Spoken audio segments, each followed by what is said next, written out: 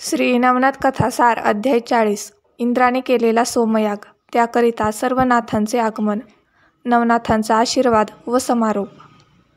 चरपटीनाथाने इंद्राची दुर्दशा करून टाकली, म्हणून इंद्रास फारच खिन्नता वाटली व झालेला अपमान त्याच्या मनास लागून राहिला.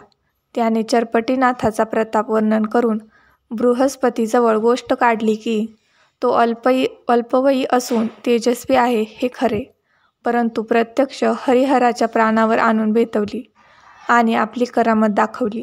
इतके सामर्थ्य दुसऱ्या कोणाचे नाही. एक वाताकर्षण विद्या ही देवविद्या कशी फैलाविली कळत नाही, परंतु ती विद्या आपणास साध्य होईल अशी काहीतरी युक्ती काढावी, नाहीतर त्यापेक्षा त्याच्या घरी जाऊन त्याचे दासत्य स्वीकारून त्यास आनंदित करावे. अशा भावार्थाचे इंद्राचे भाषण ऐकून बृहस्पतीने सांगितले की नाथास येथे आणावे हे फार चांगले. सोमयाग करावा म्हणजे त्या निमित्ताने नाथास येथे आणावयास ठीक पडेल. ते तेथे आल्यानंतर तू त्यांच्या खुशामतीने तत्पर राहा आणि त्यांच्या मर्जीनुरूप वागून त्यास प्रसन्न करून घे. आपला मतलब साधून घे.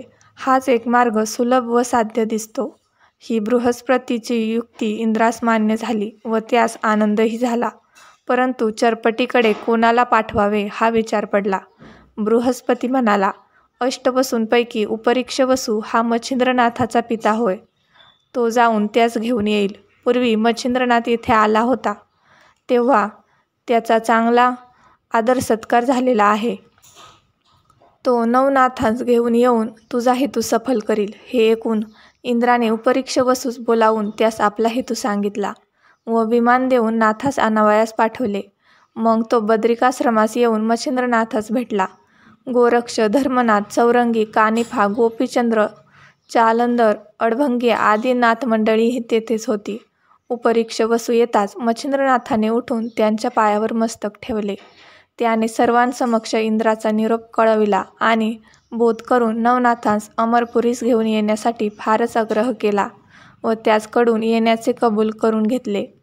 मग जालंधर, कानिफा, चौरंगी, मच्छिंद्र, गोरक्ष, अडभंगी, गोपीचंद्र आदी करून जोगी विमानात बसले.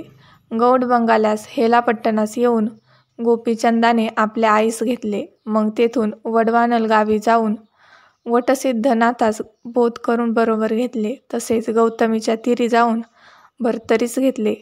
ताम्रपणीचे काठी जाऊन चरपटीनाथास घेतले. पुणे प्रांतात विटगावाहून रेवणनाथास घेतले. असो याप्रमाणे 84 सिद्धांसह नवनाथ विमानात बसून सोमयागाकरिता अमरावतीस गेले.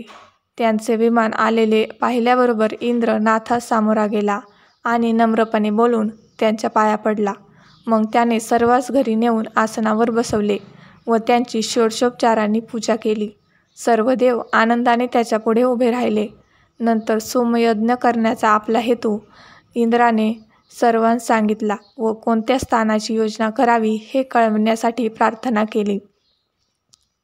मग मच्छिंद्रनाथ व बृहस्पती यांनी आपसात विचार करून सिंहलद्वीपामध्ये जे अटव्य अरण्य आहे तेथे शीतल छाया असून उदकाचा सुकाळ असल्याने ते ठिकाण यज्ञ तयारी केली व श्रीसह स्वतः यज्ञास बसण्यास विचार करून बृहस्पतीकडे मंत्र म्हणण्याची व नवनाथांकडे कुंडात आहुती देण्याच्या कामाची त्याने योजना केली. हे वन किलोतलेच्या सीमेत होते, म्हणून तेथे असलेल्या मीननाथाची मच्छिंद्रनाथास आठवण झाली.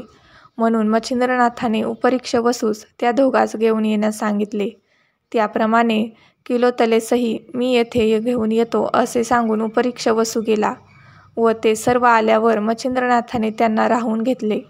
मच्छिंद्रनाथाने मीननाथास विद्याभ्यास शिकवला. पुढे बृहस्पतीने इंद्रास सांगितले की आपण यज्ञास न बसता उपरीक्षवसूस बसवावे. मग बृहस्पतीच्या शिफारशीवरून उपरीक्षवसूच्या हातात इंद्राने यज्ञ कंकण बांधले व आपण देखरेख ठेवू लागला. जो पदार्थ लागेल तो इंद्र स्वतः देत होता. त्याने सेवा करण्यास कसूर ठेवली नाही. तो वेळेची इंद्राची आस्था पाहून सर्व जती प्रसन्न झाले. मीननाथास मच्छिंद्रनाथ विद्या शिकवित असता इंद्राने मयूराच्या रूपाने गुप्तपणे झाडावर राहून वाताकर्षण मंत्रविद्या साधून घेतली. ती प्राप्त होताच इंद्रास परमसंतोष झाला. 1 वर्ष यज्ञ चालला होता. तोपर्यंत मच्छिंद्रनाथ विद्या शिकवित होता. यज्ञ सांगता होताच मच्छिंद्रनाथ अग्रपूजेस बसला. मग यथासांग पूजा झाल्यावर इंद्राने दुसऱ्या नाथांची पूजा केली व वस्त्रभूषणे देऊन सर्वांस गौरविले.